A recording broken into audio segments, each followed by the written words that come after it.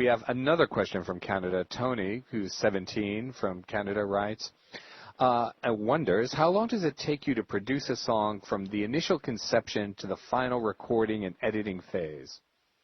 Well, I guess it probably varies from. It does vary, and for me, it's really different than most artists because I'll do a couple of songs. It could be 5, 6, 7, or 8 or 10 of them, and throw them all away and start over. So that's a difficult question to ask me. I wonder if. Is there maybe a specific song on the album, say Invincible, how long, when, do you remember, like, getting the first inspiration for that song and then maybe the day when you finally said, you know what, this is it, I've got it exactly the way I want it? Song Invincible itself? Mm-hmm. Yes. Yes. I remember having the guys go back in and create more innovative. Because we don't, this is our thing, we don't put a lot of sounds on the album that are sounds from keyboards that are, pretty much programmed into the machine. Mm-hmm. Go out and make our own sound. Mm-hmm. Hit on things, we beat on things, so nobody can duplicate what we do. We make them with our own hands. We find things and we create things, and that's the most important thing to me, to be a pioneer, be an innovator. Absolutely.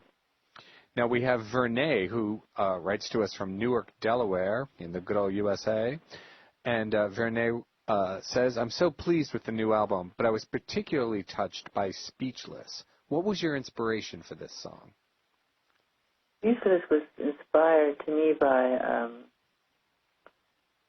I spent a lot of time in the forest. I like to go into the forest, and I like to climb trees. My favorite thing is to climb trees. Mm-hmm. I go all the way up to the top of a tree, and I look down on the branches. Whenever I do that, it inspires me for music. And there are these two sweet little kids, a girl and a boy, and they're so innocent. They're the quintessential form of innocence.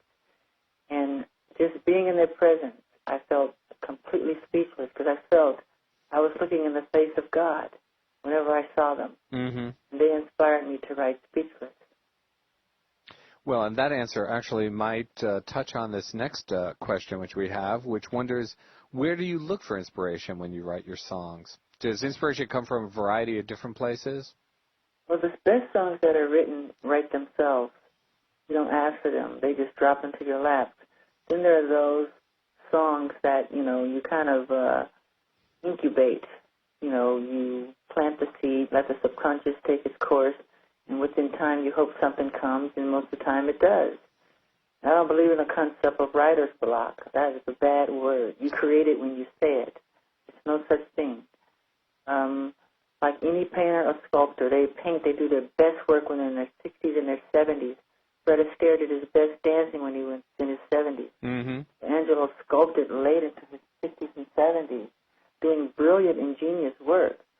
But in the music business, some of these great artists have become stumped because they've self-abused themselves in their young age so early with all these crazy things they drink and pills and things, and that's just not good. Right.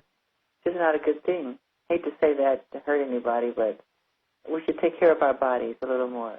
No, I think a lot of people realize, that they've damaged themselves. Many people have talked about it in recent years, Yeah.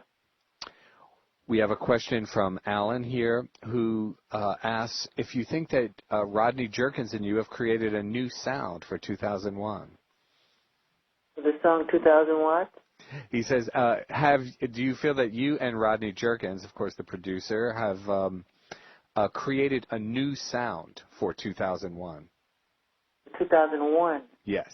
Oh, that would be a nice thought, yes. What was it like working with him? How did you guys meet, and how did your collaboration go? He was this guy who went around Hollywood and around the industry saying his dream is to work with me, to everybody. I was at Carol Beth Sager's house, who's this great songwriter, won several Academy Awards for her songwriting. And She said, there's a guy you should work with. His name is Rodney Jerkins. He's been crying to me, begging to meet you. I mean, why don't you pick up the phone and you say hi to him? And he came over that day and he said, please, my dream is to work with you. He said, just give me 2 weeks and I'll see what I can come up with. And we ended up working together.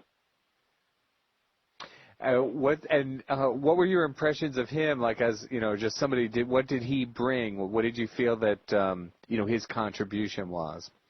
His contribution was he loves to create in the same kind of way that I like to create. But I push Rodney. Mm-hmm. I pushed and pushed and pushed and pushed him to create, to innovate more, to pioneer more. He's a real musician. He is a real musician, and he's very dedicated, and he's real loyal, and he has perseverance. I don't think I've seen perseverance like his in anyone, because you can push him, and he doesn't get angry. He's just a great guy. He really is. That's a great compliment. And Teddy Riley is just incredible. He's innovative too. I love working with him. And you had worked with him in the past, of course. Yeah, he's one of my favorite. As a human being, he's one of my favorite people in the world. He's just a really sweet, kind guy. And Rodney's very funny. You laugh all day when you're with him. When he turns his music up in the studio and he starts dancing around the room, it's just funny. I'd like to remind everyone you're on Get Music. We're here talking with Michael Jackson, whose new album, Invincible, is out on October 30th. You can check it out at michaeljackson.com. You can pre-order it on Get Music. Now, we have a question from It's Jackson, who is really named Rachel from Connecticut. Wonders, do you have any new dance moves that you've invented while you were making your album? For the first time working on any album, I put a halt to dancing because I was just so engrossed and so infatuated with what I was doing. I did something that was very unusual. But once the music started playing, of course, I started to dance. But it's starting to now create itself. And with the music playing, I'm coming up with some new things. But that's coming in the future with the newer short films.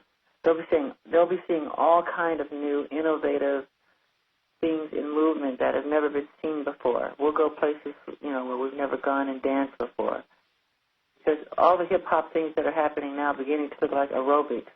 Uh-huh. Is kind of getting annoying. We have a question from Simon, who, you've obviously mentioned, all the people who have wanted to work with you.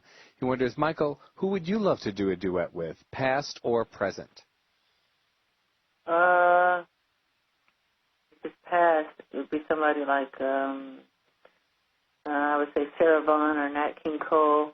Present, Fantastic. I think Whitney Houston is brilliant, and Barbra Streisand has a beautiful voice. Those kind of artists that are just wonderful. What's your impression of some of the artists who have come on the scene just in recent years? People like Britney Spears and Christina Aguilera, young pop stars who are obviously hugely popular. Obviously, Britney participated in your show at the Garden. What was your sense about her? I think for the new breed that are coming up, they're doing a very good job.